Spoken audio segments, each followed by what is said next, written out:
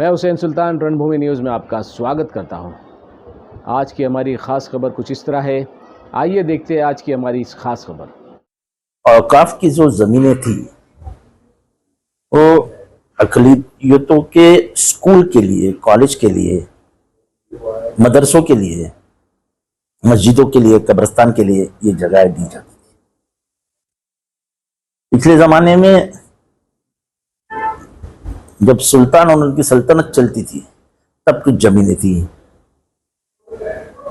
जब यहाँ पे दीवार खड़ी हो गई पाकिस्तान और भारत के बीच में, जो मुसलमान पाकिस्तान की तरफ चले गए उनकी भी तो जमीनें थी यहाँ पे। तो ये सब जमीनों को इकट्ठा करके 1954 में नेहरू जी पंतप्रधान थे, उन्होंने औकाफ बोर्ड बनाने का प्रस्ताव रखा और ये सब जमीनें औकाफ में शामिल कर दी। ये उम्मीद थी कि इन जमीनों के माध्यम से हम हमारे भाइयों का विकास करेंगे,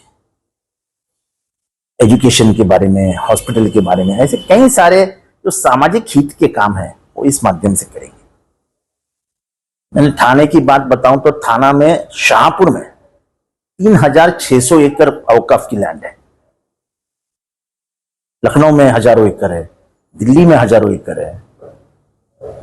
तो ये औकाफ की लैंड ऐसी जगहों पे, किसी जगहों का कभी हिस्टोरिकल यानी ऐतिहासिक महत्व कमी नहीं हो सकता।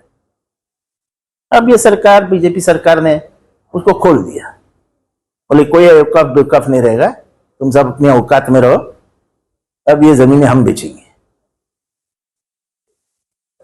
तो तुमको कब्रिस्तान को जमीन कहां से मिलेगी? आने वाले दिनों में जब जमीनें लगेगी, हमारे मुमरा में देखो चौसा कब्रिस्तान की जमीन औकाफ की जमीन है,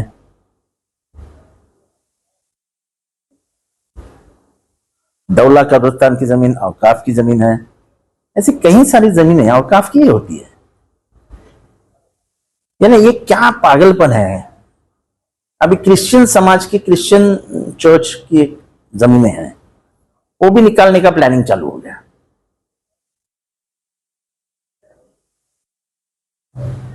उनकी जमीन कुछ 1 लाख एकड़ के ऊपर है। फिर रहा दलित लोगों का, दलित वतन जमीन होती है, उसको खत्म करने की बात चल रही है। यानी दलित, मुसलमान, क्रिश्चियन, ये देश में ये जमीन तो सर पे उठा के ले नहीं जा सकते। ये जमीन तो यहीं पे रहने वाली है और अच्छे काम में उसका इस्तेमाल हो रहा है तो उसको होने दो। अगर अच्छे काम में उससे इस्तेमाल नहीं हो रहा है, आप सरकार हो, आप चाहे वो भूमिका ले सकते हो, पर ये ऐसे किसी के हक छीन लेना, जो मालिकाना हक था उनका, उसको गायब कर देना, तो कोई अच्छी बात नहीं है। ये डर का माहौल जो आप फैला रहे हो कि हम कुछ भी कर सकते हैं, ये इस देश के लिए अच्छा नहीं है। इस देश ने हमेशा शांति और अमन का सहारा लिया है, लेकिन क्या हुआ है क्या मालूम नहीं। लेकिन हर वक्त डराना किसी को, वो भी एक बार तय कर लेता है, मरना है तो मरना है, बस ठीक है चलो लड़के मरते हैं। मुझे लगता है कि ये जो निर्णय आया है वक्फ का, उसके बारे में थोड़ा सा सोच विचार करना चाहिए। उनके ही समाज के लोगों को साथ बैठ के उसमें से कुछ रास्ता निकल सकता है क्या, ये भी देखना चाहिए। एक तरफा निर्णय, ये नाराजगी फैला रहा है और एक के बाद एक ऐसे निर्णय आते हैं तो मुसलमान समाज सही से नाराज हो जाता है।